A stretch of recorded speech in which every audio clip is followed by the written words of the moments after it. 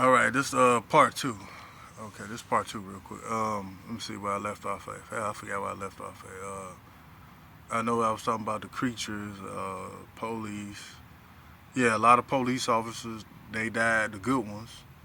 There was a lot of crooked police. They used to come to the house just about every other day and check on the things. Because at the time, at our household, cause it was killing going all over Detroit, especially in the neighborhood. But our house, we had the most. Like you can come on 7190 Nago and do whatever you want to do with a little child or grown person. You want somebody gone, anything. I mean, you want your future told, anything, whatever you need done. You come to our house from 7190 Nago and it was done. I mean, it was crazy. I mean, believe it or not, like I say, I do a lie detector test or whatever needs be. We had, like I said, a wolf, one of those in the laboratory in the basement, dead folks coming back. We had everything going in there. I mean, it's just crazy. But getting back, let me see, because there's so much I'm trying to get through. Oh, and another reason for the FBI reasons, if you can't like photograph my fake mother and myself, let me see, make sure it's me. It looked like me, but it ain't me.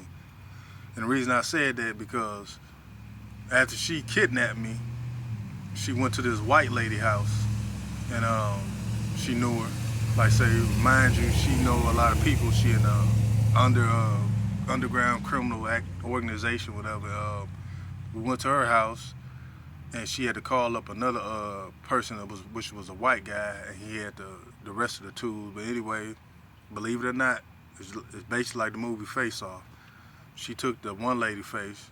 She wanted to make sure she had somebody's face that was attractive, that she liked it, and she picked her face. And see, she originally had another son. That's whose spot I took. He took my face and gave me his face. Yeah, as crazy as that sounds, it's possible because it was done. And me and her had to stay at that lady house for like at least 3 to 5 days. Once we started getting the healing up and it was almost time to go, that's when she took the lady out, her and the man. Because basically anybody who knew anything about it, she was taking them out the game. She took them out, she took them out.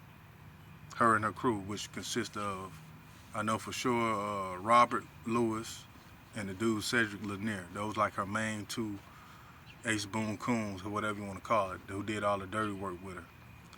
And dang, I forgot where I left off at. Oh yeah, the faces. Yeah, after that, like I say, she killed the lady and the dude. Then we moved back on Nago with different faces, and we just started living our life off of that for the time being. And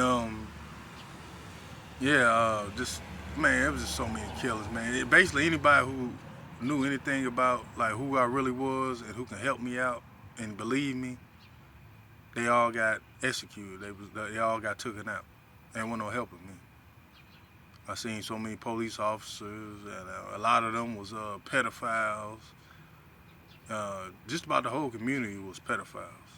It just wasn't our house just pimping out children. I think if I ain't mistaken, every home on the block and around the corner, everybody was doing it. Cause I had to have relations with so many, damn near everybody in the neighborhood. That the parents. I've been in everybody's bedroom, just about, you can say. Yeah, from my recollection. Yeah, I've been in everybody's house and had to sleep with their parents. Yeah, and my fake mother would send me there. Like, you better go, cause it got to the point that she was like scamming so bad that she had it said that by the age of 26 or 28, that I supposed to have been in a car accident that's supposed to have killed me, and it's supposed to be for like some insurance money or something like that, if I ain't mistaken. And that night, all hell broke loose. I mean, when I say all the devil was there, He was there all the time, but that day he made sure he didn't go nowhere. He had, I said, front row seats. We got to stabbing one another and some more stuff that night. Like I even stabbed her. Not no cut, I stabbed her. And the whole family, they showed me who was running things. I was probably like good 12 or something, 12 years old. And hell, they beat me like I was 25. They beat me like I was an intruder. Stabbed me up, messed me up so bad that and when it was time to go to school, because she told me make sure they ain't mess up my face, because she knew I had to go to school and stuff. So had to go to school like the next day or however it was, and the teacher noticed that I wouldn't sit back in the chair. You know, you got the chairs glued to the desk and all that. You know, they was together, and I always like scrunch up. And she like, what's wrong with you, Gary? You sit back. And she kept telling me every time I tried, you know, the pain, because my back was so sore and it was, like say, burnt. It felt like not burnt, it was burning me.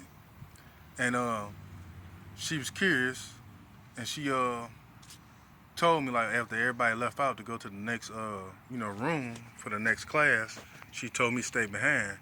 And she knew what she was doing. She like grabbed me and touched my shoulder, and I, squinched and made a noise. And she lifted up the back of my shirt, and she seen all the cuts and stuff on my back with the sewing and stitching and stuff. She stitched me up. My fake mother did. And so she took a trip to the house. She took a couple trips. And then that last trip was her last trip, probably like the third time. Her name was Miss Brown or Miss Barber. Big heavy set lady, black lady. She was pretty. She would put you in the mind, that lady, Nicole. I forgot her last name, but she played in Jason Lyric. She was Tretch's girlfriend. That's what she looked like. That's who she put me in the mind of. But anyways, she seen what I was going through, and she tried to get me up out of there.